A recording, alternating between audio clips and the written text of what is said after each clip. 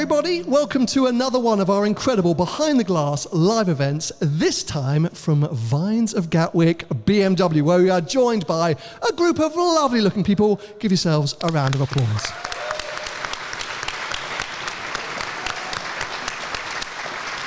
Now, I don't want to blow smoke out these guys' backsides, but I think this might be one of the nicest venues we've actually done one of these events in. You've done a good job. This is a proper showroom. Well done, Gary. You've done a good job. That's a shout out He's for not listening. Gary of Vines Gatwick fame. Done a good job, mate. Well done. Yeah, we're going to give you a big round of applause there. But yeah, welcome everybody. It's a very fancy, lovely BMW dealership. We have got very interesting cars behind us, which we'll probably talk about at some point. Some of the cars are beeping. It's going to be awkward if the alarms go off, but anyway. It's great to be here, and it's great to have so many of you down, especially as we've just learned so many new faces. It's the favourite part of us for coming to these live events, isn't it? Meeting new people and meeting some of you who are sitting at home listening now. You make your way down to these events. It's happened a lot more this year than last year. So the previous events we've done this year, most of them have been new. Well, that sounds bad, because sounds like the people came to the first one, we're not going back to that. So. No, but it's nice to have it's like a new audience, isn't it? Exactly, that's exactly what it is. It's always nice to meet new people. It's what we like. So we're going to launch in a very traditional way and kick things off with the Rate My Ride section. Now, because of the amazing amount of glass in this showroom, we have seen some of these cars arrive, and Tony has already passed some judgment, so I'm scared for all of you, but we'll kick things off. If you think you've brang a pile of poo, by the way, and we call it out, still put your hand up. Because some people literally go quiet and don't say nothing. People get really scared now, I think. They're just terrified of what Tony's going to say, and they just refuse to admit that they bought this car. Yeah. But we're starting off with definitely not a pile of poo, because it's a Ferrari F12. Yeah. One of the first cars to arrive today, grey car. Gentleman who owns this car, hands up right at the back. So we're going to pass the microphone. It's a bit of a pass the parcel game, so if we could slowly just make the microphone on the way back. Now, I know that this car was bought as a bit of a lockdown purchase. So, when there was a chance to grab a few deals on cars. So he's had it a couple of 3 years. You've had it 3 years, 2 or 3 years? And I think your words were, you give it hell. Yeah, I bought it in August 20, so I bought a higher mileage one so I could drive the backside off it. So. Wow. Have you had any problems with it? It's had one high-pressure power steering hose, a lot of tyres, and a lot of petrol. Wow. How many miles have you done? 20,000 miles. How good is that? Wow. 20,000 miles. We like that. Good Ferrari man. being used. We were talking to a few people upstairs about this. There's still, I think, a bit of a stereotypical thought of like, ooh, used Ferraris, they're going to cost a ton to run. Oh, I'm a bit scared of that. Oh, come on. But you were saying that it's actually cheaper to service than your Macan, right? Yeah, absolutely. Last service was 935 quid, and the equivalent service in the Macan was 1,200. Look at that. I mean, obviously the hose you mentioned probably wasn't that cheap. Yeah, that wasn't cheap. That was 650 quid. That was about 1,400 quid for the hose. The bit you are missing in is that the Macan is on a 2-year schedule and that's on a yearly schedule. Yes. Yeah. So it's not the same at all. It's like double. But I had to have something done on the So I Macan. finished him off. It's so annoying when Tony points out these things that completely undermine your argument. Yeah. But I'm still going to fly the flag. For Ferraris don't have to be as expensive as you all think. Yeah. Except apparently they are. So anyway, thank you very much for bringing it. It sounded very nice as it arrived. Mega car. Next up, we've got a Oh my lovely... God. Okay, now help me out here. This looks like a 964. We've still got a 911, a grey 911 with yellow heads-up lights. Who's that? Pass Just at the the mic. back. If you pass the mic across. We're in. Carrera?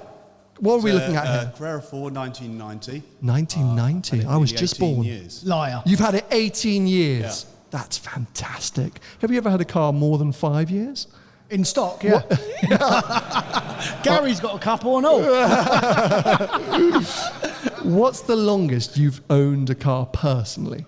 Oh, personally? Yep. Oh, not very long. No, I know, but just rack your brains. Not in the last 15 years, only since I've been a motor dealer. How long? I think you had a 488 for a year No, or so. I had the GT3 RS for 2 years. I had the Fair. Performanti for 2 years.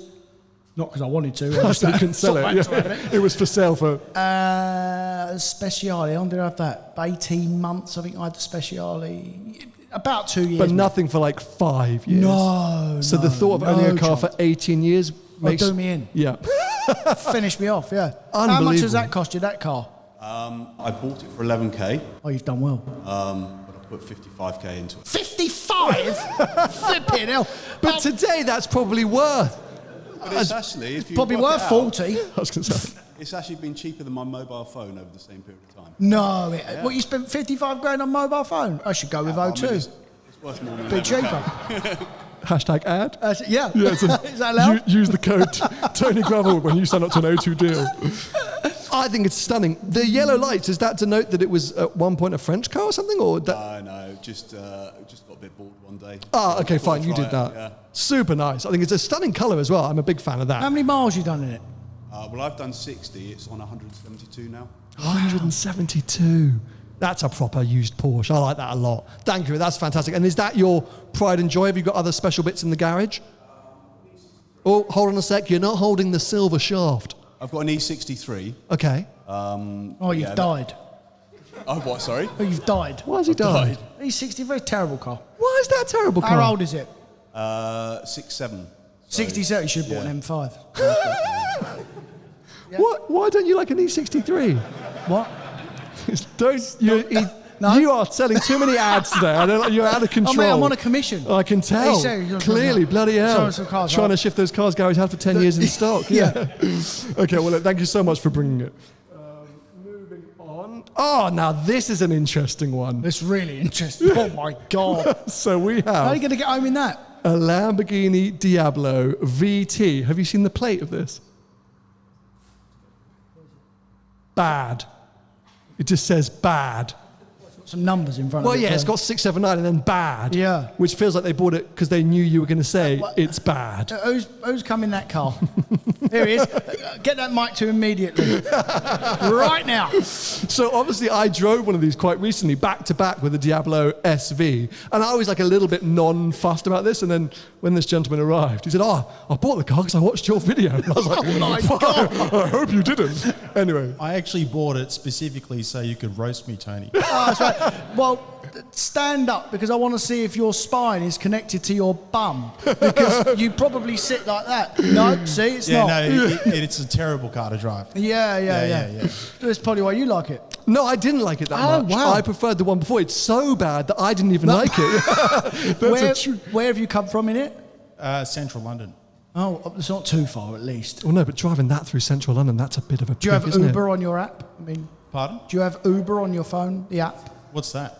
Well, it's a taxi app because that's what you're going to need to get home. No. It actually like works. So Really? Have you ever It'll get driven a home, Diablo? yeah. Have you ever been in a Diablo? I'm not sure I've ever driven one. But it's an old Lamborghini. It's be terrible. it looks good. So And Yeah. it sounded good when it arrived. sounds We all heard it made a noise. Yeah. Yeah. Not No, fast, are you? Yeah. No. Well, I mean, well done. It's nice colour. I don't know if you got roasted. Look at what's next to it, though. There's a 2RS next to it. Have we got a photo of that, Ben? That's a Visac car. Well, that's made up for it, right? That's better. There is a silver come in that Now, car? I know who's come in this car.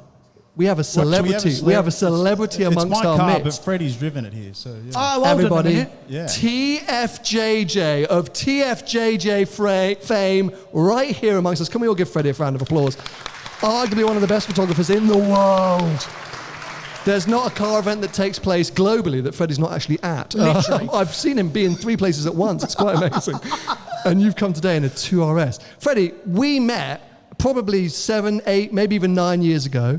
I think I was overly financed in a TTS. I think at the time you were at school? Yeah, I was, yeah. And you're now driving to events in a GT2RS. I know. Very, very thankful for that. Outrageous, right? Yeah. Can you just firstly encapsulate your drive this morning and just quickly just explain to somebody in an elevator pitch how you went from street supercar spotter to now working, I guess, full time, right, as a photographer influencer? Yeah, I mean, it was a lot of luck, to be honest, getting into Instagram and YouTube at the right time, sort of before things kicked off massively, 10 years ago. I was probably still at school and then worked through it. I went to uni in London, mainly to go and see cars. I didn't tell that to my parents, but it was mainly because I wanted to see cars, and also there was a course that fitted what I wanted to do. And then, once I started getting a few followers, because I was always in the right place at the right time, you just used to sit at Harrods. Obviously, you know as well. Yes, I was always in Harrods. Yeah. For different reasons. Outside Harrods, not in Harrods. I was looking out the window. Yeah, he's in there getting his toiletries. Actually, they do a great... No, sorry, let's move on. And then, once you start to get a few followers and build that up, then you get dealerships getting into contact and, they're happy for you to photograph their cars and you see lots of people at events and a bit of networking and all that kind of stuff. And, yeah, thankfully, able to do it as a job now. And now you're driving two RSs along. Yeah. Pretty outrageous. How was that? Have you driven this generation GT product before? No, I don't think I've ever driven a GT product, so it was really cool.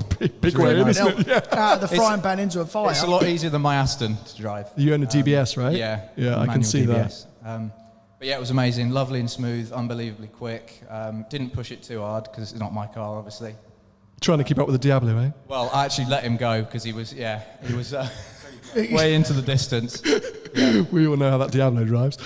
So the gentleman who's got the Diablo has got the GT2 RS. So you've got the worst car and one of the best cars, literally. I bought the Diablo just to upset you. Oh, well, you really have upset me. I wanted you to fuming. rinse me. Yeah. And I bought it off Sam's recommendation. I did not give it. He said, this is a Three great people have car, come you to me to today buy saying, it. I bought cars off your videos. I'm going to stop making videos. Yeah, I It's a think you should. disaster. Yeah, people making awful choices. Well, anyway, thank you for letting Freddie bring the 2 hours as well. Super cool to see those two together. And Freddie, thank you for being here and what's called gracing us with your presence. It's nice to have Thank you. a celebrity amongst us. Now, we got a Mini GP2. Is that the GP? Which one? GP? Yeah, at the hand at the back there. We slowly pass the microphone back. Now, I'm assuming, because I've driven a GP3, Miss Emma Walsh's GP3 of all the Got one of cars. them in stock at the moment. Do you? Oh, yeah. Oh, look, there you go. That's a good little shout out for you. Does this car have hectic understeer as well? A little bit. It's A not little quite bit. so bad now. Okay. But these are great fun, right? These are like go-karts on the road. What did you have before this? Just basic Fiesta, 1 litre EcoBoost Fiesta. So this must be quite Larry. Compared to that, Yeah. I think they're cool. I'm still such a Mini fan. We did a question at a recent event about Minis in general. I think people do just appreciate the Mini. They've got such personality to them. Yeah, they're really cool, yeah. Put your hands up if you like the idea, you don't have to go and buy one, of the new Mini Electric with all its gizmos. 2. Wow. Okay. Let the guys across the road know, will you? Yeah. Well, I like it. Anyway, thank you for bringing that. Oh, and then we got an 812 Superfast. You know what? It's so interesting geographically when we do these events, the kind of cars that turn up. We've got some fancy-ass cars today, don't we? Oh, we're in the south of England where all the money is. That's what Tony always says. Yeah. When we go up north to Alexander's, he's so rude. Some of these cars probably cost more than these people's houses. Well, hold on a minute. What that young man spent on his Porsche maintaining it, you can literally buy an house up north. And he's only maintaining his car. I mean, that's true, no? I'm not going to comment because I don't want to get sued again. Well, you wouldn't know. You shop in Harrods. They've got some great stuff in Harrods. There's a load of selection. Yeah. 812 Superfast, owner of that car. Oh, right down here at the front. Fantastic. This your first Ferrari? Oh, he looks like a Ferrari. No, man I was as going to well. say no. Okay, well, but the mic is slowly making its way towards you. Yeah. I think the 812, I know we were talking about F12s before. The 812 is such a fantastic car. Proper car. Proper car. The only Ferrari, actually, no, go on, we'll wait for this. Thank you. So, how long have you had the car? It was lockdown purchase. I bought it June 2020. Flipping hell, you lot have got too much money here. Oh, I'm sitting indoors, I've got nothing to do. I'll just spend 300 grand on a Ferrari. Brilliant. What did you have before then? California tea. Oh, wow. That's a pile of shit. That is a terrible car. That's quite a change from a California T to an 812. Were you a bit like the first time you gave it out of a roundabout? Yeah. Yeah. Quite Larry, right? Skittish. Yeah, skittish. That is a good way to describe it. But just a fantastic bit of kit. And I think Great the car. GTS, whilst I slagged it off when it first got unveiled, I mean, that is almost ultimate road-going car. Not to say that the coupe is not fantastic, but yeah, beautiful, really nice spec. Big fan. Have you ever thought, you did think about getting an 812 at one point? Well, I nearly bought a GTS. Yeah. Like literally, I bought the Pista Spider, but Of course. yeah, I was and do you know what? I wish I had bought it because they went down and they went skyrocketing Sky back up up. again, yeah. They come back down again now, but at the time, I still think it's too GT car-y it's not for me. you. Yeah, it's not for me. But yeah. they're just beautiful things and they sound fantastic. And would you keep hold of that for a while, or you're someone who likes to change your cars quite often? I change them often, but this is the longest I've ever had a car. Interesting. Okay, well that says something. Well, Where have you come from today? You got an accent. Not an accent, but I come from Brighton. Oh, right. Come from Brighton, but maybe not originally. Anyway, thank you for bringing that car. Stunning. Oh, and the Ferraris continue. We got a 458. Is that a Spider, Tony? It's a red 458 with the plate CHB. Looks like it, yeah. Can't Is see it from Spider? this angle.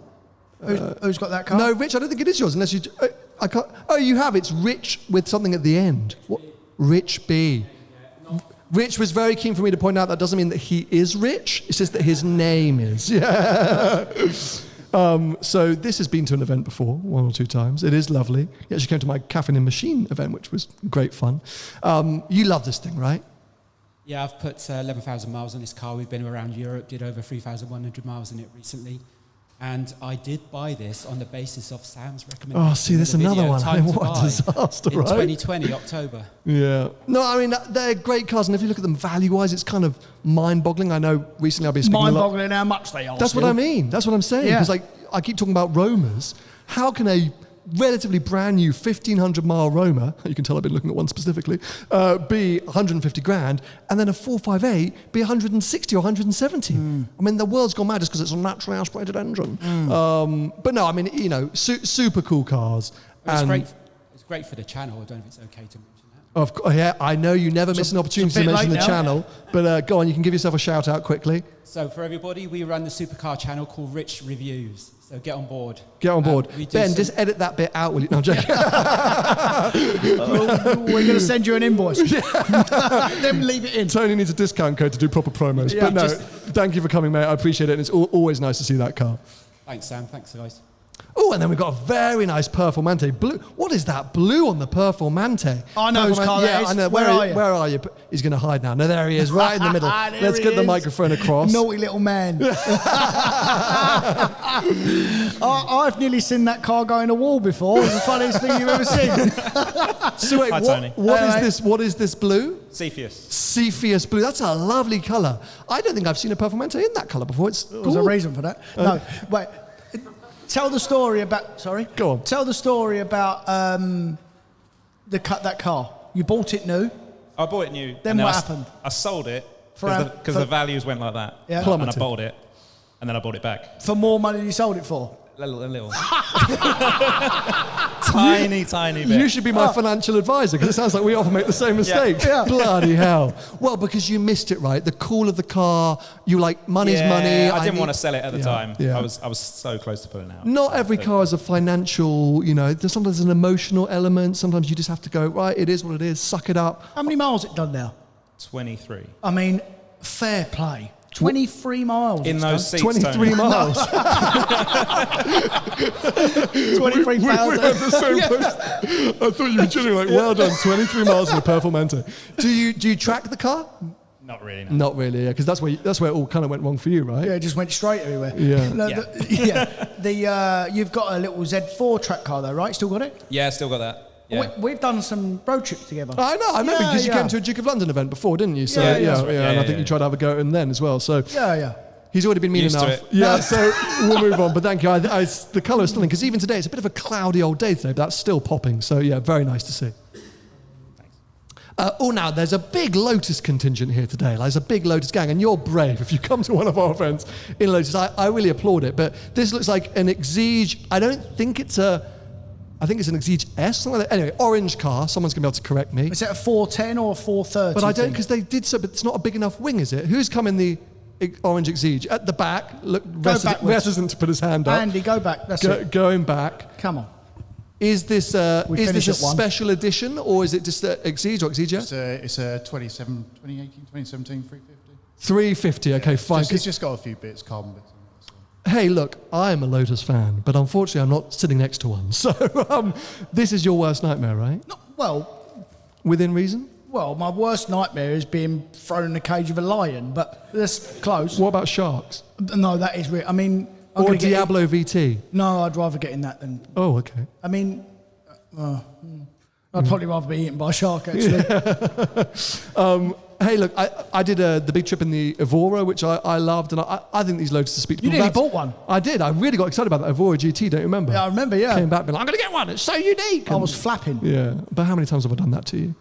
Every week. Yeah. Like, literally every week. I can't tell you how many cars I've bid on collecting cars in the last 10 days. Tony's fuming at this point. Yeah. But just put a low bid in, see what happens. If you win it, what a win. If you win Bloke. it, get your mate to pay for it. That's what he does. It's literally, what I keep texting me saying, if I win it, can you pay? And then I'll figure it out. Flipping hell. So far, you've said yes to pretty much everything. There hasn't been anything you said no to yet. Yeah, that's all right. Yeah, let's see.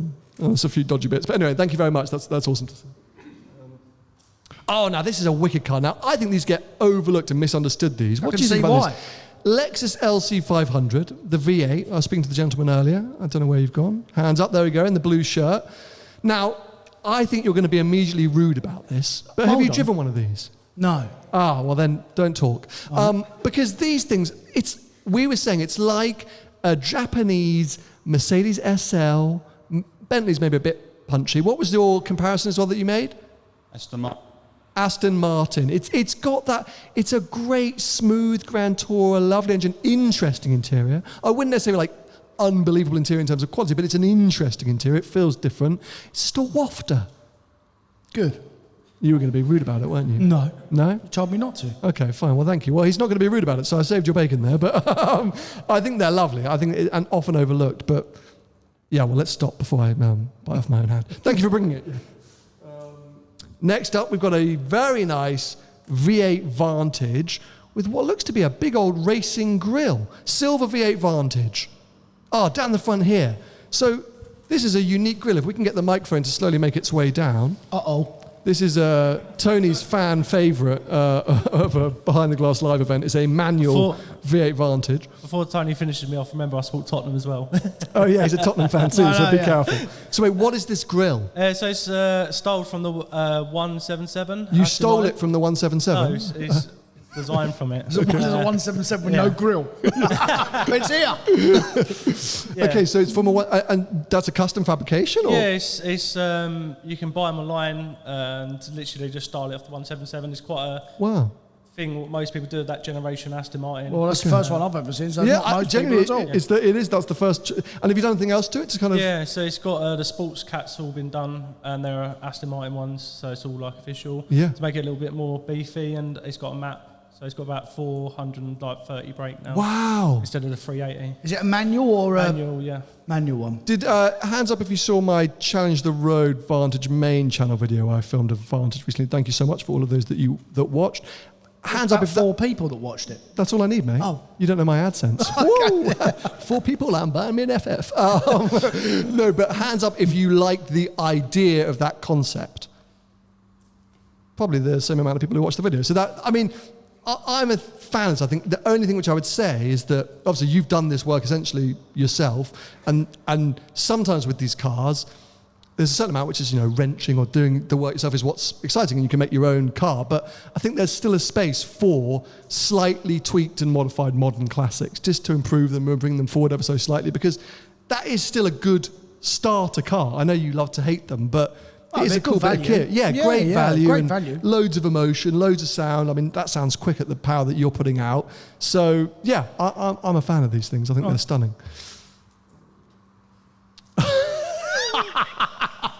I've actually driven one of these. It's the funniest thing you've ever seen. Correct me, because I don't want to get the name wrong. It's Figaro, Nissan Figaro. Who's coming the cappuccino-coloured Nissan Figaro? Quick. Get the microphone back real speedy. Really fast. Is that a couple? I can't see because I'm not. Is there a male and a female here? Please tell me who was driving. Please be the man. It was the man! Yes, I love it. Thank you very much. This goes totally against the whole hairdresser community. Is the roof currently down? Not right now, no, but it was. How big are those wheels? Is it 15? No, that's about 12 inches. 12, yeah. Yeah. I mean, this thing is incredible. So you drove one of I've these? driven it, yeah. Why did you drive one Well, I of didn't these? mean to. It come in part exchange. Oh, my God. What is it like? What does it Terrible. do? Okay, it's a 3-gear automatic, 1-litre turbo. So Yeah. it tops out about 60 miles an hour. I wouldn't want to go that fast in it. Yeah, it's currently our only car. Oh, my God. And did you buy this ironically? Was it a couple decision? It's her car, the V5's in her name. She Brilliant. doesn't have a license, so I drive it. So wait. Hold on a minute. Pass the microphone over. How come you bought a car without a license? I'm 23. Okay, that's well past the legal age. Yeah. So, She obviously wants to make her boyfriend Cool look silly. story, yeah, keep going. So I bought it a few days before my 21st birthday in 2021. Still past the legal age of driving, keep going. Yeah, I love it. It's my baby. Well, I bet you do. You ain't got to drive it. Yeah, so why can't you drive it? She ain't got a license. So you get a license. Did you lose your license? No. So you've no. never had a license? No. You just went, I want to look at a Figaro and I'll find a boyfriend who can drive me around in it. Yeah. What, husband. Husband? Oh my God. You've done well there. How long have you been together? Sorry, what was that? How long have you been together? 4 years. Oh, right. 4 years. You are a patient man. That is unbelievable. So hold on a minute. You've met him, married him, and then said to him once you got him under your belt, right, we're going to have a Figaro, and I ain't got a driving licence, and you've got to drive it. I'm going to go home and I'm going to pitch to Vicky that we should get an 812 GTS. Yeah. She'd love that she has to drive, not me. Yeah. That's unbelievable. What else have you made him buy? What else? Has he got any handbags?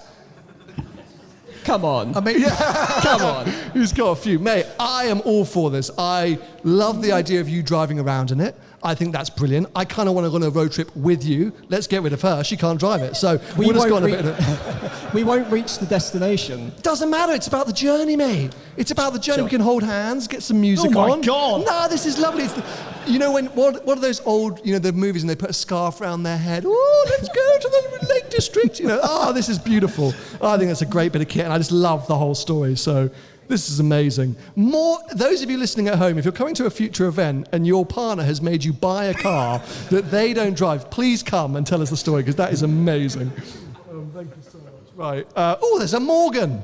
There's a Morgan outside, a very nice green Morgan. This looks like a +4, but it could be a +6. It's got civvies on the front. Morgan owner, over here. Now, can I be mean? I would say, if I was to work out who the Morgan owner in the crowd might be today, I probably would have said it was going to be you. I know. Have you owned Morgans all your life? He built them. No, I've had it for about 4 years now. Okay, well, I actually love a Morgan, so that was cruel of me to say, but I do think you fit the aesthetic, which I also love. Is it a +4 or +6? It's a +4. +4, okay. And let's go on, sorry. I was going to say, we've upgraded the suspension and vastly improved the ride and... Okay, because that's the unique thing, right? Is obviously after you hit the brakes on a Morgan, everything sort of goes, and you have to wait about half an hour, and then you turn it. So this is now a slightly raced up car, is it? It's a bit better, yes. Okay, and how do you use it? Is it the Sunday morning drives? Are you taking it on road trips and stuff? What's the... A lot of local Sunday morning drives and stuff like that. Where do you live? About 1,000 miles a year at the moment. Okay, so it's a real toy. So yeah, where do you live? Where do you live? Sussex. Oh, wow. Oh, beautiful. I mean, you're not... Have you ever experienced a Morgan? No. I think... No. In the passenger seat, you might be pleasantly surprised. What, with no brakes? You joking? No, because you don't drive it like that. I mean, maybe you drive your +4 like that, but they're real wafter. It transports you to a different time and era with a little bit more modern tech. And it's just like you feel... tally-ho! You feel like you're sort of part of this older era of driving pleasure for not driving like you drive. Just, I don't know, just going down the road. You smell things. Make you think about driving carefully with the brakes. Yeah. Brakes are okay, but you don't have ABS, you don't have all of the sort of modern... Well, you look at the traffic lights outside, you would start braking probably back there just to make sure you don't overshoot them. But I think it's stunning. I'm a big fan of a Morgan. I think the new stuff is amazing. So anyway, thank you for bringing it. We've got a early Gen 1 TT, clearly Ben's a fan of, with the tinted headlights. Anyone? Is that your car, Ben? Oh, no, nervously puts his hand up in the middle. Yeah, come on, let's have a chat. Go on, Tony, you can have a little chat about the TT. No, I used to like them. You used to? No, well, I mean, they are what they are now. Is it probably worth a few quid, though? No. I had a bash the other day with a flatbed truck, so it's knocked a couple of grand off of it, but... Yeah. Hold on a minute. Luckily, you can't see that. Yeah, it was a couple of grand before it got here. It's worth 0. Well, I think the TTs are cool cars. Yeah, I mean, you used to have one. Yeah, but I had the generation. I had a TTS, the generation after this. They did do a Larry one of these, didn't they? A Quattro Sport or something. Sport, yeah. Which was supposed to be quite good, but 2-seater one. Yeah, but they're wicked cars. I think. Are you happy with it? You enjoy it? Yeah. What did you have before? I had a 1.2 Corsa. So Okay. yeah, it's a bit of a step up. This feels like more of a sports car, right? That's what I always liked about my TTs. It really I felt like I was like, oh, I'm in a baby R8. Like, here we go. Like, it gives you that idea. So anyway, I think it's super nice. And so clearly Ben's a fan because, yeah, he's Just included. take pictures of anything, Ben. Sometimes your choices are so rogue, Ben. There's a GR Yaris here, very nice red GR Yaris. We were speaking upstairs a moment ago, GR Yaris owner, down here at the front. I mean, that's going to become, I think, our new M2 GT4 for live events. I think GR Yaris is going to start to be car of the people in terms of enthusiast car of the people because, well, old M2's good, but let's face it, new M2's a little expensive, guys. So, you know, that's... You don't come out of an M2 to go in that, you're joking? No, but I think if you're looking at a 30 or 40 grand car now, yes, you can go and get an old M2 comp, can't you? Used M2 comp for that kind of money. But this, I think, is what everyone's like, oh, it's an enthusiast hot hatch, it's kind of the right size, it's good for the roads, it's more me and drivers. Everyone's done M2, everyone's done Cayman. I think we'll start seeing more and more of these. Maybe. You're still not fussed about it, are you, in general? No, I think it's a great car. I do think it's a great car. I just think it's a different audience. The person that buys an M2 comp don't necessarily buy one. You're probably right, but everyone I know loves these. They sort of like get obsessed with them. And I'm never going to sell it. You know, it doesn't matter if they own thousands of other cars or not. They just seem to absolutely go mental for the Yaris's. Anyway, very nice to have it. Thank you so much. Golf R, blue Golf R. That's a lovely spec, lovely looking thing. Hand up for the Golf R. There he is. Fantastic, great car. I'm a big fan of those Golf Rs. I think that new generation, even the GTIs as well, like they're wicked cars. Is this one running anything unique or special? So, bog standard. Does it work? Have you had any problems with the electronics? Yeah, it does flash up a few lights here and there. Bit Christmas tree, huh? Yeah, I've heard this. But they're good news still, aren't they? What if they keep doing that? Well, no, in general, Golf Rs. Yeah. They've softened People aren't steering away from them because of these supposed electric issues. No, but I think they're a great car, but I think the 7.5 is better. It's better to drive as well. Really? I think so, yeah. Oh, that's interesting. Yeah. I like the light across the set. Yeah, I'm a they sucker look for better, that. They for look sure. better, yeah. Too much touchscreen in it, though. Too much touchscreen. Well, welcome to the world in 2023. I mean, it's so weird because I think some touchscreen integration can be fantastic, and then there's that level that goes too far beyond. And I think it depends what is incorporated into the touch screens. Yeah. For me, the keys are air conditioning, shouldn't be in the touch screen, should be a physical button. Driving modes should be a physical button. And what else? Parking sensors. Yeah. I think those three for me have to be physical buttons. I'm not just saying this because we are sitting in the BMW showroom, but I think the BMW infotainment system is literally one of the best at the moment. We say it over and over again, nice and we were going to come onto it in a moment, but I think as cars to live with, and all through the range, we've got everything here behind us from M3s, M4s up to the iXs and stuff, as just car to live with and use, it's so universally easy to understand and jump in, and like going from the X3 to the F-Pace, so many times that even I'm sitting there going like, oh wait, how do I turn the start-stop off? Or like, just trying to remind myself where, for some reason, with every the BMW, even that M2 that I took up to Yorkshire, you just kind of know where everything is instinctively. They're doing a very good job on that department. Let's circle back to that because we want to talk about that in a second. Is that the end? No. Oh, there's a bloody McLaren here. There's a black 570S. Where? Oh, here he is, nervously smirking. Nervously like this, he put his hand up. Did you have any errors on the way here? That was all good. Oh, wow, that's good for you. You'll have some on the way back then. How have you been getting on with the car? Sorry? How have you been getting on with the car in general? Love it. Love it? A bit of bubbly paint. Okay. New battery. Apart from that, it's, how much was the new battery? Oh, just a normal new battery? Yeah. Yeah. I got it programmed out, so just lead acid, 160 quid. Works Fine. fine. That's all right. Yeah. 8 kilos, I think I've lost. Or gained. Fine. I mean, we've said so many times, when they work, they're fantastic. Yeah. You know, so if you're having a good experience, we don't want to knock that. Have you done a lot of miles in it? About 4,000. Okay, not too bad. Year and a half. Yeah. Track days. Yeah. Okay. How's it on track? Brilliant. Terrible. What did you have before? I need track tyres. I've just bought them, not used them yet, so I'm looking forward to that. What were you driving before this? 911 turbo. Did you track that? Yeah. So this must be quite a big difference. Yeah, I had an Atom as well. That's bloody hell. That's a stupid car. That's a really stupid car. I'm glad you said it. Yeah, bloody hell. Is that how you lost your hair? Sorry? In the Atom? He's still... He's got more hair than me, so don't worry, you're doing all right. Well, that ain't odd. Shh. Hey, thank you for bringing it. I'm glad it's here. We also like to have a bit of McLaren, and we're not too far from McLaren, so we should fly that flag. Is that it? I think maybe that is... Best car here. We'll end strong. With a black Pista, 488 Pista. I know who that is. You know who that is? Where's the Pista man?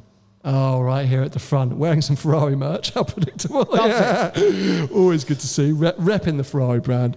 I mean, you just can't go wrong with these cars. So there was actually a Pista on our track day at the Red Bull Ring that Tony and I did last week. He was all right, wasn't he? He was giving it large a bit. Yeah, all right down the straight, yeah. All right down the straight. How long have you had the car? 2 years. 2 years. Do you love it? Yeah. Yeah. Does it scare the hell out of you at times? All the time. But that's so good. I love that. That's what it's all about. He's got a 296 as well. So thoughts vice versa? One I can drive and one I can't. Okay. But are you enjoying the 296? Because people seem to be a bit hit and miss with them at the moment. I love it. Yeah. I absolutely love it. I just think they've nailed it. Styling, driving. Like I say, struggle with the Pista, but feel like Michael Schumacher in a 296. It just lends, it gives you so much confidence, right? All the time you can drive like a god in a 296. So quick, so usable. You haven't had any electric issues with the 296? None at all. Yeah, that's fantastic to hear. So obviously when you were umming and ahhing and you had your car coming and then you panicked about it, Tony's big thing was it's never going to be as good as a Pista. They're obviously different cars, right? You haven't got that stripped out lightweightness. Really, really different. Yeah. Probably more like a GT car than a Pista. Fine, but still super quick. Just mad quick, yeah. Hands up if you like a 296. Yeah, I think everyone's getting the idea that they are pretty fantastic, but they do seem to be having their issues. But anyway, well, thank you for bringing the Pista. I think that's super cool to see. Well, there we go. Thank you so much for those of you that have taken part in Rate My Ride. Well done for surviving, I suppose, apart from a couple of you. But yeah, always great to see. And if you didn't have your car reviewed and you want to show Tony, as I say at the end of the episode, come and grab us and drag him out to look at your car outside. But we touched on it a moment ago, and as it's not just because we are sitting here in a BMW dealership, but we sort of wanted to touch on it slightly and get your thoughts on this, because I think we both feel like we are inherently BMW fans, probably. Yeah. But at the moment, I feel like BMW are kind of a step ahead in comparison to Audi and Mercedes. Mm-hmm. We've spent on the infotainment, the end products, what they're doing in the electric space, the cars to drive, to cars to live with. But is that just because we're fans? So, wait, before you answer that, I just want to do an audience survey first, and then we can get into it. So, we'll do the three, and it's a show of hands. If money was no question, which brand would you go and buy? So, hands up if today you'd go out and buy a Mercedes. Oh, I would say literally 6 or 7 hands. Hands up if you go out and buy an Audi. Maybe a couple more. And hands up if you buy a BMW. Pretty much the whole room. Yeah. So, what is this then? What do you see this cyclically? Yeah. And what are they getting so right and the others are getting wrong? Well, it's just their turn. So all these brands, they have a cycle of who's in front. And Audi have had their time. Mercedes had a run as well. And it's they left BMW behind a bit, and BMW have caught up. It's now their turn, so they'll have a run now for 2 or 3 years where everyone will go out and buy BMWs because everyone likes what they're doing. And then one of the other two brands will come back and it will switch back again. So it's always happens. Because I love a conspiracy, is there something in those 3 manufacturers almost saying, right, we need a couple of years to now bring out the next era, the next generation, so as Audi, for example, I feel like they were really hot at one point with RS5, RS4, big Q7s, all these things like that. Yeah. Are they sort of saying, hey, BMW, you run away with it, we'll work hard behind the scenes, and then in a couple of years we're going to come boom, and BMW, you step back a bit and push forward? Or is it just coincidental, one of them just does a better job than the other? Well, I think as well, it's it's a trend of what cars are trendy at the time. BMW they've just got a lot of good cars out at the moment, but they can't, unfortunately, I don't think these manufacturers can keep doing it. Porsche and Ferrari are very good at it, but it's hard when you're a mass manufacturer to keep everyone happy all the time. So then one of the other big manufacturers, they'll bring out another product and the general public will go, oh, I like that one. And then they all pile into that instead. It's across the range, though, because, okay, so we're in here, we're enthusiasts, right? You've got M, RS, and AMG. Yeah. I think it's an easy consensus that AMG are in a bit of a weird space right now. The electric AMG products are a bit like, what's going on here? Then across the board, everything is diluting engine-wise. It seems like the C63 is dead in the water. On an Audi RS level, it doesn't feel like they're doing anything particularly new or exciting in the RS department. They all seem to be a bit heavy, a bit quattro, and not really. I mean, the RS6 is still a halo product for so many people, but it feels like with BMW, and I say I don't want to be biased because we are just BMW fans, but from i5, which I spoke about the first minute it launched and got unveiled, through to M2, M3, through to iX, which I like. It feels like across the range, there's products that speak to everyone. Yeah. Where you could go, okay, fine, well, an AMG GTR is kind of cool, but it's got to be like the whole offering is what sways it. Yeah, for sure. But you know, as well, I think it depends on the room as well. Like most people in here are car people and driver-focused people. So it didn't surprise me that everyone put their hand up for BMW because the BMW brand, the BMWs have always been the best to drive out the three. They just have. The infotainment system always hasn't been up to scratch, but they've always been the best to drive out of the three brands that we're talking about. So it didn't surprise me that most people put their hand up for BMW in general. Okay, so for those of you that put your hands up for BMW, put your hands up if that's a new thing, or basically what I'm trying to work out is historically have you always been a BMW fan like Tony's suggesting, or do you find yourself preferring BMWs today? You can just shout at us. Is it a new thing? It's a new love? Like, yeah, I just bought a BMW and I tested drove an Audi S3 and an M135 and it was so clear that the BMW was a much better driver's car. you just prefer the BMW. I mean, this is the thing is that, who's got the microphone? We just pass the microphone forward down here. I think this is my thing is, you're right. Okay, so BMW and M cars, traditionally, you know, that's the driver's car, but I haven't sat there appreciating BMW because I'm a driver and I want to drive my BMW. I just feel like at the moment it's the most attractive proposition, especially, I'm talking about cars to live with. I'm not even buying an M product. I'm buying an M Lite or I'm buying an X3 and, you know, I say the i5 is a bloody electric car and that's what excites me. So, I know, so yeah, down the front, what are your thoughts? I was going to say, if you look back, historically, even at E36, E46, I've now got an E92 track car. There's nothing from Audi or Mercedes that you ever see. But as a non-driver, because we're talking about mass brands, right? They're selling everything to everyone. And, you know, there's a new, I think, X5 at the back here and stuff like that. You know, this is not just for us. Okay, Tony's probably right. You know, we are enthusiasts, so maybe it's the M badge or the M products that speak to us. But just in a general mass product way, I think they're also ahead. As I say, we spoke about the infotainment system and the livability. I don't know pricing-wise. I can't really speak on that. But they're always similar. I feel like Mercedes are a bit confused at the moment with what are they electric? Are they not electric? Like, where does AMG fit? What are they? They're F1 champions, or they are not?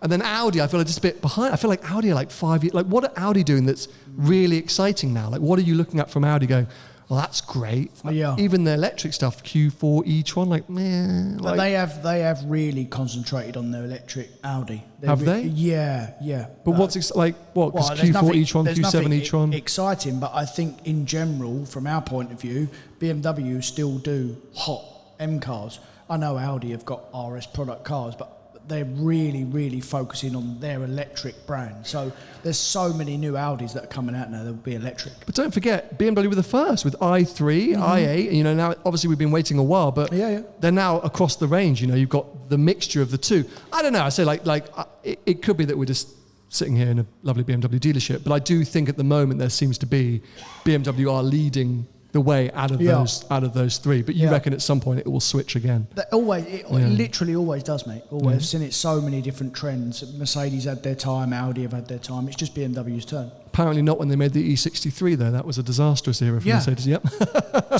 Terrible. Now, for those of you in the room, you maybe have some questions or some thoughts about our road trip, but we've had a couple of episodes that have gone out from the road trip, so we're not going to touch on it too much. But since I last saw you, which was a few days ago, you went to the Nurburgring at the end of our trip. Oh, I did, yeah. So we can talk about that. How did you get on at the ring? So I came straight home, and you just said, I'm going to go to the ring for a few days with my car. I haven't done enough driving. Well, yeah, I haven't done enough. I've only done 2,000 miles. I want to do a bit more. Yeah, so how did you get on? I was nearly in the wall. Sounds like the rest of our trip as well. We had so many near-death moments, honestly. Like we did, yeah. We nearly died. But anyway, so how did you get on the ring? What was going on? So it's a big weekend out there now. Actually, it's called the Green Hell Weekend. There's 2 or 3 throughout the course of the year. So it's really, really busy there. A few of my friends were there. Archie was there.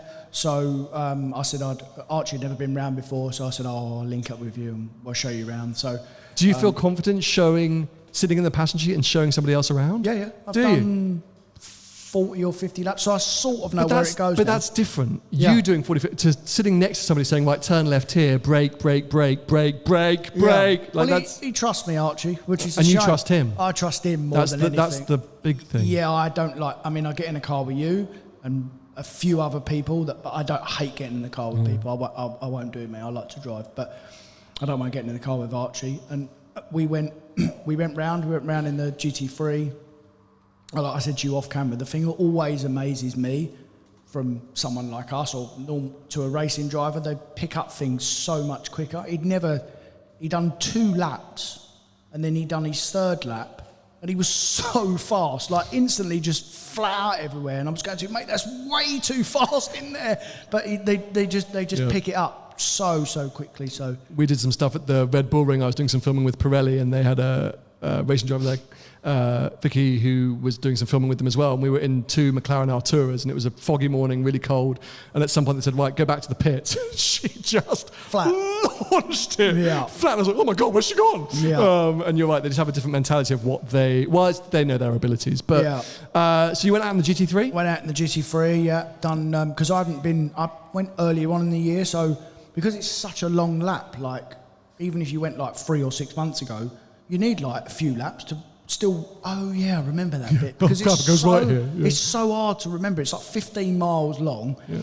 The corners are blind, or they look half the same, and you come up to a corner, you go, right, this is flat, this corner, and then you think, oh no, there's a right there, and that's why people go in the wall all the while. I mean, there was 2 huge accidents yesterday where, shut the track for hours, because, I mean, this weekend's a bad example, because you just get loads of people just going out, never been before. It was so funny. We were sitting at the side of the road because they shut the track.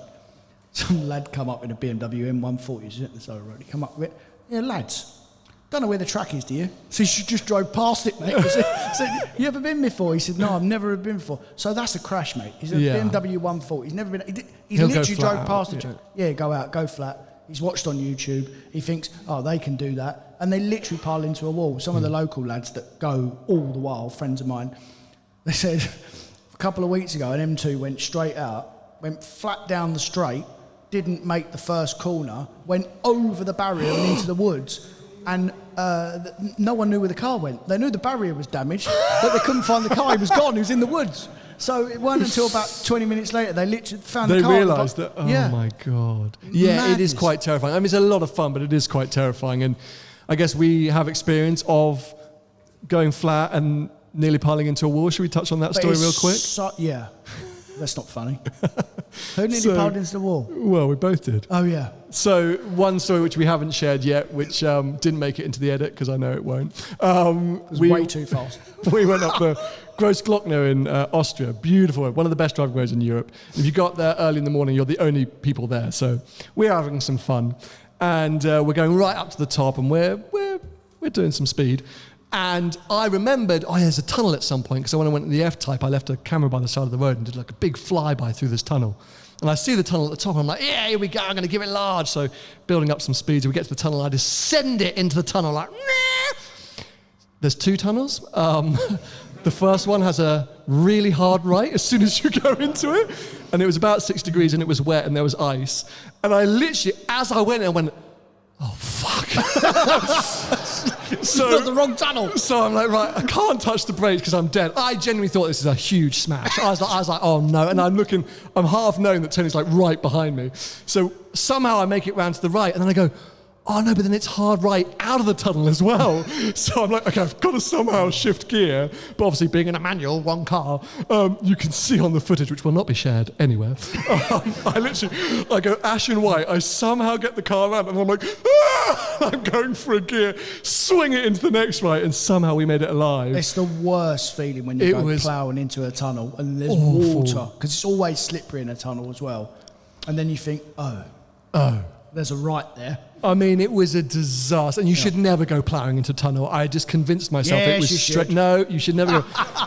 But the best thing is, and he is a listener, there was a lad in the GT3 RS who had followed us up the hill a bit. Coincidentally, he was there in his car and he'd followed us, and I think the view from his car must have been outrageous, because he'd already been up and down a few times, so he would have remembered that the tunnel went right, and we would have just gone into this black. We didn't see him again. He was like, I'm not following these idiots. Do you remember that time I nearly put the pistol in the wall in Spain? Gary was sitting next to me, wasn't he, Gal? No. He was sitting next to me. It was in the biggest crash crash I've ever seen. We've all been in the car with him and he goes, quite terrifying, isn't it? Yeah, not fun. It's because he's so competitive. He's just determined to be like, oh, fucking have everyone. But we had fun on our trip. We had a good time. We did, Apart from that one moment, we drove fairly sensibly. I think by now all the main channel videos will be out. So if you want to see any of our adventures on track or off track, you can go and check them out. But as I say, it wouldn't have included. You the should check footage out of the us. on-track one because it's like we nearly had a crash. Like genuinely had a big crash. Did you keep that in? Problem is with you, Tony, it's this competitiveness. But did you keep it in? I don't know. I haven't edited that video yet, but I almost certainly will. I almost certainly will because it was funny. Tony, even if you were on track with Lewis Hamilton, I think you would. I wouldn't see where he'd gone. No. I think you would probably at least. Well, firstly, you'd send it up my inside once. So we're going up Austria, turn 1. This was the worst part. Funniest prick. I go, right, come on. So all jokes aside, and we said this in the main channel video, he is genuinely very quick, Tony. On track and off track. Tony is a very good driver and very, very quick. And a lot of it is confidence, but a huge amount of it is skill. So not a lot of skill. No, don't do yourself a disservice. He knows what he's doing. Big crash. We spent half the morning doing our own thing, and then I heard, right, let's go out on track at the same time. You can kind of see what my lines are doing, and it'll be good for the video. So we're going up towards turn 1, which is straight uphill. You can brake really late, and we both. Does anyone know Red Bull Ring? Does it know? Hands up if you know the Red Bull Ring, the F1 track. Goes uphill. Okay, so it's a right. really steep uphill, and it's a fast right-hander at the start of the lap. And we'd worked out early in the morning that kind of normal braking was at the 150-meter board, and throughout the day you're going to get as close to the... Did you go past the 100-meter board at any point? I did when I overtook you. Okay, so here we go. I had to. So we're going, and he's coming up the inside, and I go, this bloody bell end, he's going to send it, he's too competitive. So I go, I'll do the old switcheroo on, and I'm going to brake just after the 150, because he thinks I'm going to brake at 200. I'll brake just after the 150, he's going to be too competitive, he'll try and send it up the inside. So he does, I brake, he goes sailing up the inside. I go, great, I'm going to do the switcheroo. Instead of allowing me to cut under him and power up the next straight, he literally parks on the apex. He comes to a stop on the apex. So I'm like, here we go. Ah! I have to grind to hold, lock up, and then he goes, and drives off up the hill. The thing that done me was, right, if it had been roles reversed and I'd have been on the inside and you'd have been on the outside, braking at 150 is late. Mm-hmm.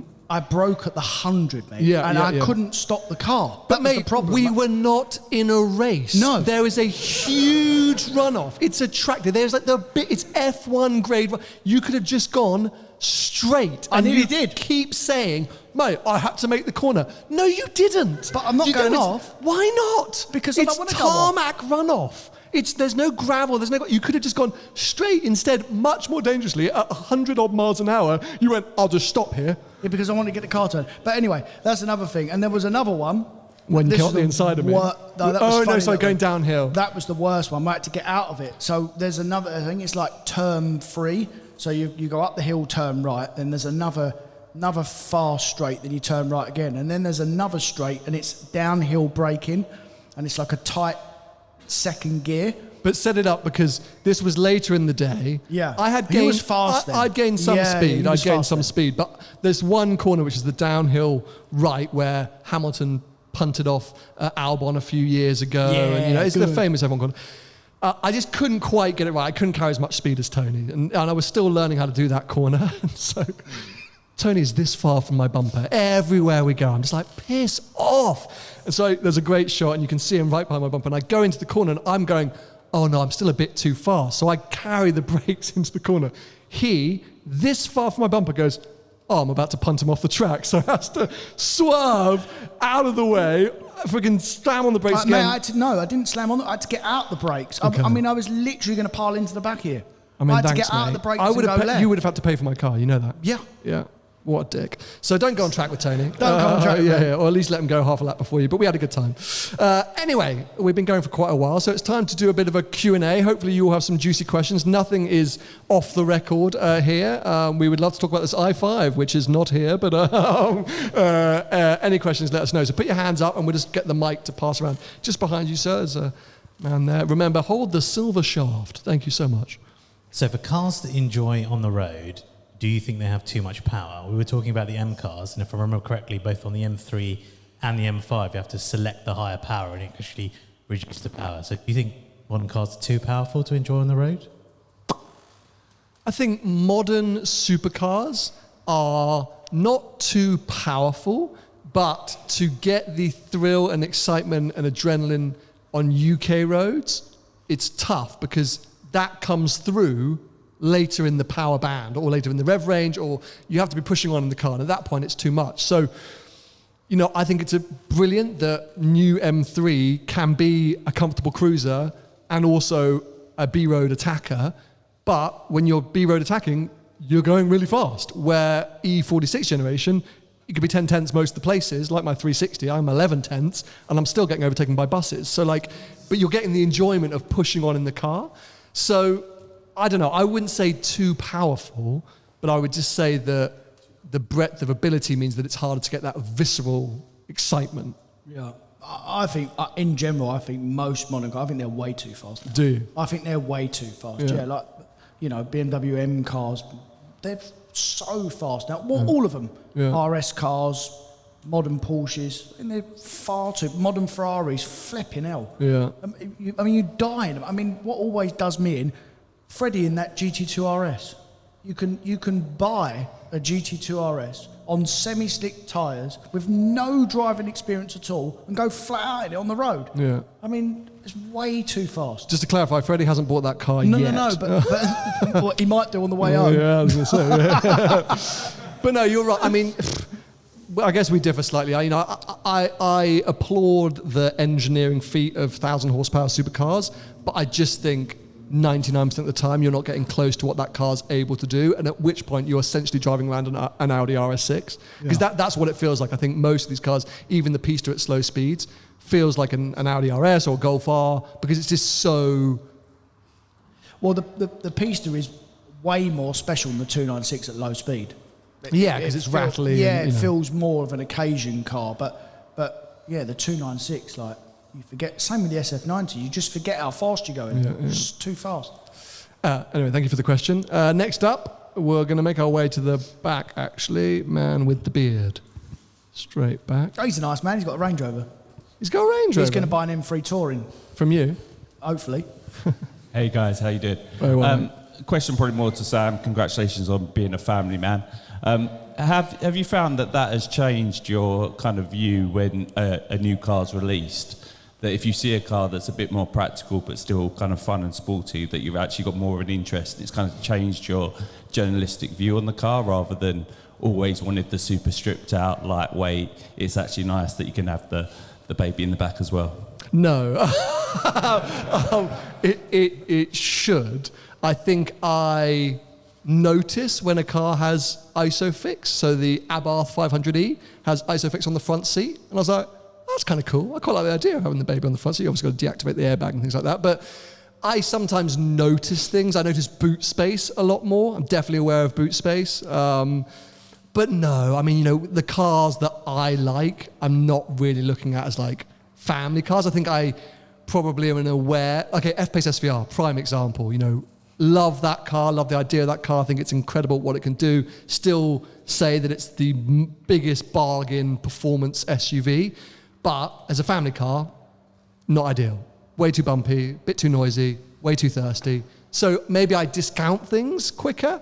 But yeah, I'm not going like, oh, that's great because it's got, you know, but not yet. Maybe when my kid gets to 5, 6, 7 years old and things... I'm not 6 or 7. No, but you're...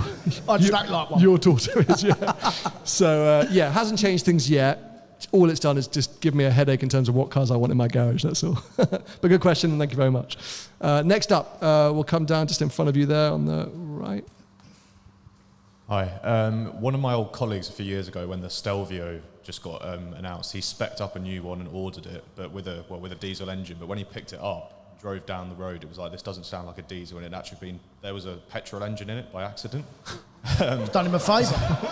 What's the better? So I was just wondering if you had. I was confused by this. I was like, I've never heard of anything like that happening before, so I was just curious. Oh, you must have heard many of these stories, haven't you? All the while. I mean, I've got some. That was supposed to be an i3. Yeah. I've heard of cars being delivered with opposite wheels on each side, cars in wrong paint colours. Schmeez was famous. Oh, has he told that story? That green GT3 he had, that was the wrong car. It was the wrong colour. Yeah, I think he has spoken about that. Yeah.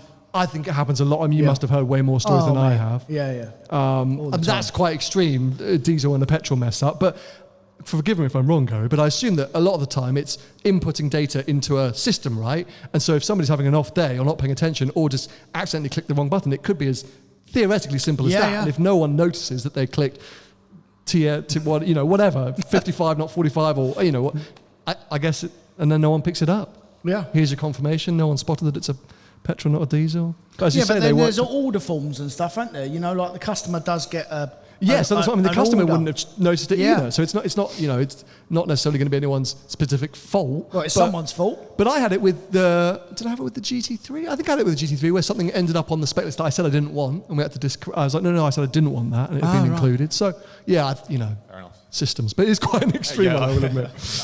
Next up, just in front, Rich got a question. If it's another plug for your YouTube channel, it's not happening. Yeah. Do you have an update on your garage situation when you're buying a Challenge Stradale? Oh, flipping hell. We finish at 1. Tony hates this because literally the whole road trip, every night at dinner, I was just showing him links to stuff. Look at this. Like, mate, look at this. This is unbelievable. What about this? I'm a mess, mate. I'm a mess. I'm actually bidding on an FF tonight on collecting cars. So by the time this is out, who knows? Could have bought an FF. So all go home and bid on it. No, don't say that. So he pays loads of money for it. What a dick. So obviously GT3 is going nowhere. Love it more than ever. Brilliant car. Got the F-Pace for a while. I've got this plan to add a little, or some kind of electric as a run around. This is a secondary car because I've spoken about the family conundrum. Yeah. Yeah, i5, absolute stunner. So then the Ferrari thing is I'm coming more and more to terms with moving on from the 360. And obviously my narrative has always been that would be for a Stradale. And that is still my narrative. But all I'm thinking is with there's no Stradales on the market, also would it benefit me to give myself a bit of breathing room and to go and try another Ferrari for 18 months to do a year's worth of adventures in something else. Firstly, just to break up. Because if I go from 360 Modena, my car, into a Stradale, will it feel too similar? Will I feel a bit like, oh, have I really changed much here? Whereas if I go and do an FF or a Roma or a Lusso or a Cali T or whatever, for a year, go and do a load of adventures, have a load of fun, and then come back to the Stradale, I think I might rejuvenate myself. Everyone's going, oh yeah, but then the Stradale market's going to move forward so much. It's already moved forward. Right-hand drive cars are 200 grand. I haven't got 200 grand. So yes, you have. No, I don't. Yes, you do. Check my bank balance. You want to look at my banking Yes, app? please. No, thank you. I got nursery starting for the baby in January. We've had to remortgage because of the interest rates. That's going up £1,000 a month. I've got a lot of things going on that I'm like, yeah. Anyway, so it's Lidl for you then instead of Harrods. It is. Well, no, so Harrods is important. But yeah, so I can't tell you. I'm a mess. I might have bought an FF by the time this has gone out. There's also a Stradale on collecting cars, but I think that's going to go way too much. Somebody messaged me saying, I've got a Stradale in Europe. It's 270,000 euros. What? I'm like, cool story, bruv. So yeah, I have no update for you, but at some point everything's going to change. Watch this space. Yeah, financial ruin. But anyway, thank you for the question, mate. Next up, we'll come back across the room. Let's go moustache first. Sorry, man, that's the only way I could point you out. And then we'll go across the other side. Hi, guys. Yeah, so I was just wondering, I'm picking up a new car on Saturday, which is an F-Type P450. And I'm driving a G82 M4 at the moment. Gary would be fuming that you're buying a Jag. They're similar. They're obviously not that similar in a way, but the price was quite comparable. And I just thought you two would probably have quite a different opinion. 100%. As to whether it's an upgrade, a downgrade, or what your thoughts are. I would put your hoodie up when you leave because these guys will beat you up as you walk out the door of the BMW dealership. But no, I mean, I'm always going to err on F-Type. I think you'll get more personality from the F-Type on a day-to-day. You will notice on the real twisties, B roads, back roads, that it's handling-wise probably, I'm not going to say night and day. Which generation M4 did you say you had? It's a new shape G82. 2021. I think you'll not be disappointed, but I think you'll feel that the F-Type is a grand tourer. Well, I think that M4 on the back roads is pretty dialed in, isn't it? So, but I would get more enjoyment on a day-to-day level from the F-Type. Where's your head at? I think you put yourself in financial ruin. Because you've already done your conkers on the M4 or the M3, whatever, and now you're about to do it again on the F-Type thing. What is it? They do die F-types value-wise, but... And you bought a worse car. I mean, I can't tell you. It's not necessarily worse. It's worse, mate. I cannot tell you how many times I see this, by the way. People part exchanging cars, and you think, flipping hell, you're buying a worse car. You're giving me a better car. What was the one you told me? There was a famous one you called me up and you couldn't believe he was changing it. Oh, there's so many. Mull it over, see if it comes back to you. But there was one that you were like, I cannot believe this idiot is swapping. Yeah. Anyway, well, I think you'll have fun, but you may live to regret it. Who knows? We'll go to the other side of the room because people with hands. We'll go to Figaro first, and then we'll come down to sunglasses. Figaro. Yeah. Sorry, mate. That's literally. You say, my missus is thinking of buying. Have you asked your wife? Is it all right for you to ask this question? It's her question. Thank you, Tony. It's her question submitted. Go on. I've since remembered the phrase passenger princess, and I think that defines what she is. My question to you, Sam, actually, if you look at the YouTube triangle of you, Tim, and James, nobody has a Japanese car. Is there a particular reason? And have you considered... Did James not buy it? No, hold on a sec. We had this whole conversation in the Porsche Museum. He said, in the 90s, the Japanese were doing things so much better than the Germans. 10 years ahead. Now they're 10 years behind. No, but buy a car from that era. I don't think you're talking about... Yours is talking about a Japanese car in general, right? Like, yeah, even an S2000 or something newer. Well, hold on a sec. But I think... didn't James buy something Japanese? Well, yeah, I don't call it... I mean, is it still stock, the Yaris? No. It's not my scene. I mean, I've said that a few times on the channel. For me, I just, growing up and when I was at school, all the kids that I thought were cool, all my mates, my cousins were driving Golfs, Range Rovers. Rolls Royces, Bentleys. The thing is, you're not too wrong. No. There was a kid, I remember. What was the old BMW with the 3 Series with the short back? You know, the compacted one? The TI. Yeah. The TI? 3 Series Compact. 3 Series Compact. Yeah. So he rocked up and he was the son of... Who did Tubular Bells? Mike Caulfield. Exactly. And this was his son. And he was a cool guy anyway. And he was at school. What's his name? Anyway. Cool guy, and he rocked up in this such a highly spec 3 Series Combat, and I was like, oh my God. So if the guys at my school were doing that, but no one was in a Japanese car, so it wasn't around me. You turn up in a Jap car with neon lights around it. Honestly, that's what was happening, outside the school grounds. Yeah. So it was just purely circumstantial, and apart from watching Fast and Furious, going like, oh, that thing's cool, it just wasn't my world, and so I just never dabbled into it. And I've had a few experiences in R34 and stuff, and they're cool. I drove that 22B; it was amazing. But it's just not my scene. I can't speak for Shmi and James, but knowing that they both went to similar schools to me, I would suggest that's probably something to do with it. But you're a bit more into your Japanese cars. You've had a few bits here and there. Because back then they were good value and they were fast for what they were. Yeah. So we all couldn't afford German cars. Yeah. So, but the problem is that the Germans caught up with terms of performance and obviously refinery and made the cars better, so everyone buys German cars. They are just better. Just a couple of rows in front of you on the left. We'll get the microphone. We'll do a couple more questions after this. So Rishi has just announced that he's vowed to end the war on motorists. What single thing would each of you change to improve the life of drivers in the UK?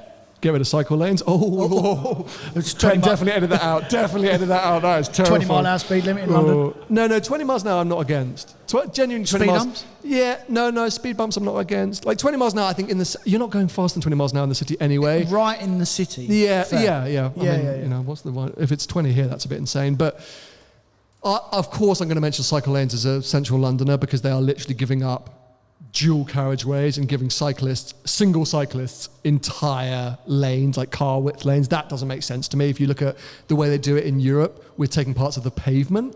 That makes sense. Or at least giving part of a lane to a cyclist. For sure, cyclists need safety, but not the way they seem to have done it in central London. Who rides a pedal bike here? I don't know. Pedal bike. Put his hand straight up, he's fuming. No. But it is terrifying, right? If you're on a push bike on the road, I think it is terrifying. So I understand why you feel like you need safety and security. They've just done it in a really bad way. I don't know what. Rishi's just he's just getting the votes in, isn't he? Yeah. What is the war on motorists? What does everyone feel like? Are we being really attacked? Yes. How? Oh, by having to wow. go electric? No. Is that really Well, a we war? haven't. They put that back. Yeah, but only by 5 years. So Oh, it's only not going by to slow 5 down BMW, is it? No, They've got to do it okay. for Europe anyway. So. Yeah. So, like, what is the war? Well, they just keep putting tax. Oh, I tell you what, that £300 levy on road tax every year for new cars over 40 grand is a piss take. What's that for? But is that not happening just across the world that we're getting charged for everything everywhere? Everyone Electric, has a heating, different tax, yeah. But Mm. what is that for? That is literally a piss take Okay. for 5 years. Because it's becoming more expensive to drive and to have a combustion engine Everything. vehicle. Look at fuel. Like, I mean, I know it's the fuel companies, but the government should put more pressure on them. When the oil barrel is a certain amount of money, they still keep the fuel. It should be more regulated. It's not fair. But do you think any government is going to do that? No, they won't do it because of the tax. Yeah. Because of the tax on the fuel. Obviously, the more they sell the fuel for, the more tax they get. But it's not right. I just think it's one of those smoke and mirrors politician chat of like, we're going to stop the war. Well, what are you actually going to do? Like, what does that mean? Well, we can't Like, do anything. Yeah. Yeah. So I'm like, cool, like, keep attacking us. But fair question. I understand where it's coming from. And damn you bikers. Last couple of questions then. We've got one down the front, which we'll finish on. So glasses at the back, and then we'll come back. Glasses? Well, I'm helping people identify, who to pass the mic to. So I was speaking to Sam earlier about it. By today's standards, how important are infotainment in cars like Android Auto, Apple CarPlay? Because I was looking at an old C63 that hasn't got any of that, no radar cruise. What would you say is the more important? Have fun with an old big engine, or have less fun in something that's more practical for everyday use? Some models you can put Apple CarPlay and Android in. Sell new cars, most people, it's one of the first questions they ask. Got Apple CarPlay? Like, literally, it's like a game changer for most people that buy newer cars, that it has to have Apple CarPlay now. I mean, I think it's one of the best inventions ever. It's amazing. Yeah, I think it's essential. I think Yeah. they were chatting on Spike's car radio about Our mates. lightweight. Yeah, good old Spike. Yeah. Lightweight cars, right? We all sit here as enthusiasts going, yeah, Alpine A110. Why aren't Ferrari building a little 1,200 kilo, little entry level Dino? We all want lightweight, but people don't buy lightweight because people want good speakers. They want infotainment. They want Apple CarPlay. They want comfort. So I agree. If I'm looking at an old car, my first thought is, right, well, how can I fit CarPlay in that? Because we can't and we shouldn't be using our phones behind the wheel. And, oh, hello, Corgi. Is that the dog? Here's the dog. Bored now. Has he It's got gone on something- too long, this. Yeah. Does he want to ask a question, the dog? or- Maybe, yeah, we can get the mic to it. Yeah, I mean, I hands up if you would, if CarPlay is an important part of your car buying decision or Android Auto. Less than I would have thought, to be fair, but... Do you miss it in your 360, for instance? Good point. No, and I wouldn't retrofit a CarPlay system into that car because I don't like the way it looks. So I just have a suction mount. But I will freely admit that does encourage me to try and use my phone. Obviously, I make sure that I don't. But if it's there in front of me and it bings with a WhatsApp, it's hard not to look at the little notification. Yeah. Well, obviously, when it's on CarPlay, you can do it all dictation or it speaks. So. Yeah, I think it's important. It's definitely important for me, I think, infotainment. We're going to pass the mic all the way down to the front for our final question of the morning. Thank you, everybody, for being so... Oh, the corgis had to leave. Keeps barking. Oh, no, we didn't mind that. Is it No one hungry? minded the barking. I needed a pee. It's a bit like you when you need a pee. Oh. Tony was such an old man on our road trip. We had to stop every 5 minutes to go to the loo. It really showed up your age on this recent road trip. mate. Exaggerating 5 minutes, but... yeah. 10. Anyway, last question of the day. How you doing, mate? So I just wanted to say first, it's a great venue, and this is one of the best that we've been to as well, I think. So thanks Are for you that. both still BMW employees? I never worked for them. Oh, okay, well, sold still, my I discount all your comments, but but no, I agree, thank you. So the reviews of the 911 ST have come out now, we didn't after talk they about were that, sort did of poo-pooed originally.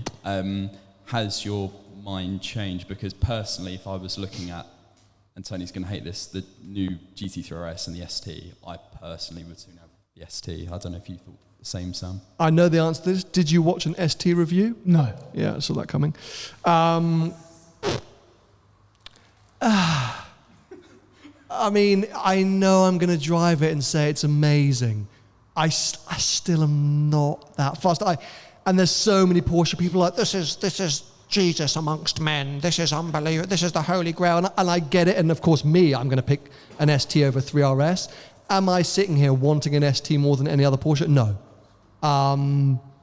But don't they all say that about every new GT or thingy Porsche? It's the best one. What about the GT4 RS? The best driver's car ever. I think every journalist is going to love the ST, of course, because any of us spend a day or half a day in an ST on a perfect road. I think we're all going to go, it's unbelievable. Yeah, Matt Watson couldn't stop talking about how great it was when he was driving it. Which totally makes sense, and I get that. You're going to love it, but considering that no one's going to get one, no one's going to get allocation, how close a GT3 Touring and an ST, like, I don't know, there's not enough on it that makes me go, this is a night and day experience from, it's just a better iteration of the GT3 Touring.